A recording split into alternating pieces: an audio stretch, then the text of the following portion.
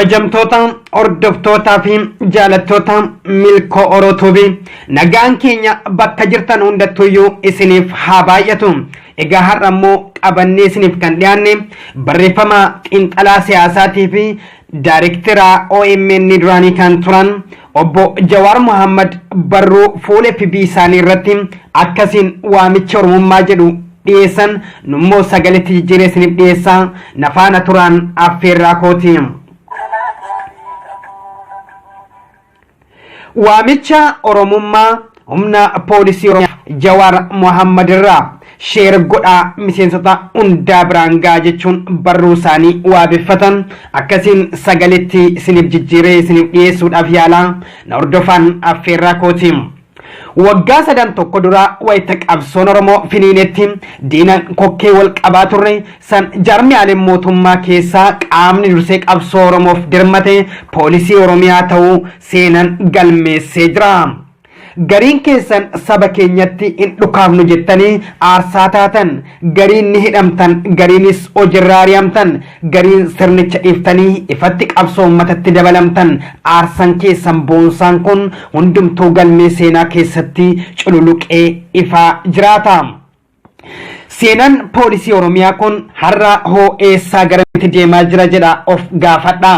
Har'a eega injifannoon qabsoo Oromoo micciiramee harka Oromoo keessaa ba'es kaayyoon poolisii Oromiyaa leenjifamaa jiruuf Oromoo ittisuuf osoo hin taane ajjeesuufi.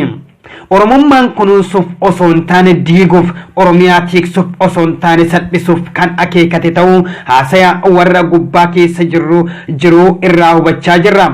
Dhugaadha. Kaleessa bara wayyaaniin warri gubbaa keessan ture warra dhiiga qabsoo Oromoo dhugee hin qoomne ture. Isin garuu ergamtuu jaraa ta'uu mannaa biddeena fi lubbuu keessan irratti murteessitanii gama sabaa gortan. Kan mataa keessan gubbaa jiru diinas haa ta'uu firaa, kaleessa haa ta'uu har'a ejjannoon mataa keessan hin jijjiirsifne hin jijjiirus jennee abdanna. Har'aa fi waggaa lama dura wanni adda godhu yoo jiraate waan tokko qofa. Waggaa lama dura diinni Oromoo guddichi wayyaanee saba keenya waliin firooma tokkoyyuu hin qabne ture. Har'a immoo qaamuma maqaa Oromoo himatu gochaadhaan garuu olaantummaa sirna nafxanyaa Oromoo irratti diriirsaa jirudha. ODP'n diigamee biltsiginnaa dhalachuudhaan sirni nafxanyummaa Oromoo irratti akka saaru murtaa'e. Diina fagoo dhufee fi diina nu keessaa biqile kan adda baasu iddoo dhufiinsa isaa yoo ta'e malee gochaan jira tokkuma. Inuma isa ammaa kana wanni irraa hamaa godhus ni jira. Kaayyoo nafxanyaa fannifatee Oromoon wal fakkaatee uummata qoqqoodaa jira. Oromoon akka lamatti miidhamaa jira. Warri halagaa taranyaa ittiin jedhanii maqaa baasu, warri maqaa Oromootiin masara seenee ammoo sirna nafxanyaa boollaa baasee lubbuu itti horuudhaan taranyaan isaan akka ta'u murteesseef har'a Itoophiyaa keessatti sagalee Oromooti moo kan warra Amaaratu taranyaa fakkaata gaaffii jedhu isaanumaaf hin dhiisa. Poolisoota Oromiyaatiif ijjannoon qabsoo Oromootiin waggaa lamaan dura argame harka keenya bahee jira. Oromoon ifatti dhaaba'u malee abbaan fedhe aangoo yoo qabaate rakkoo hin qabnu jennee imaanaa gootota kumoota dabarsinee oppodiyootti kennine. Kana gochuun keenya akka dhaabotaa fi aktiivistoota qabsoo irra turanitti bolola aangoo akkan hin qabaanne ta'uu keenya agarsiisaa ture. Oppodiyoo waggaa 27 guutuu diinaaf ergamtee Oromoo ficcisiisaa turtes yoo taate of bartee sabatti deebinaan araaramuuf garaan keenya akka ummatatti bal'aa ture. Kaayyoo qabsoo gooneef ofii aangoo qabachuuf osoo hin taane Oromoo ifatti baasuu qofa akka ta'e ragaan kana caaluu jiru. Fayyaalummaan keenya sun garuu gatii nu kafalchiise. Injifannoo dhiiga gootota kumaan arganne harka keenya keessaa baasee alagaaf kenne. Gaafa Abiyyi Ahmad masara seenee qabe Oromoon waan qabsaa'eef argachuu dhiisi. Kan duraan argatee tureyyuu dhabaa jira. Kaleessa yoo xiqqaate Oromummaa isaa kabajamaa ture. Har'a sabummaa fi tokkummaa Oromoo eeboo biltsiginnaatiin waraanamee dhiigaa jira. Warra waggaa dhibbaa ol nu bitaa ta'een amma salphifamaa jirra. Itiyoophiyummaan Oromoon karaa gaafii isaa deebisuun fudhatu osoo hin taane Itiyoophiyummaa nafxanyoota kaleessatu humna mataa Oromoo irratti fe'amaa jira. Gandummaan akka jabaatee Oromummaa diiguu fi kanaanis addaan waliif birmannaa Oromoo akka laafu deebi'ee hin jiru. Hoogganaa amma jiru kana alatti deebisuu fi isaan deemuu kan biraa hafnaan hooggantoota OPDO kan kaleessa fuulduratti bahanii kana booda gooftaan keenya ummata Oromootiin gooftaa biraa hin qabu jedhanii isa akka gahan gaafadhaa. Eessa akka gahan gaafadhaa. Waadaan sun akkam ta'e jedhaallee gaafadhaa. Yaa poolisoota Oromiyaa, ummanni Oromoo injifannoo isaa saamame abadan manatti ol deebi'ee taa'uuf hin jiru. Qabsoo waggaa lamaan duratti deebi'u shakkii hin qabu.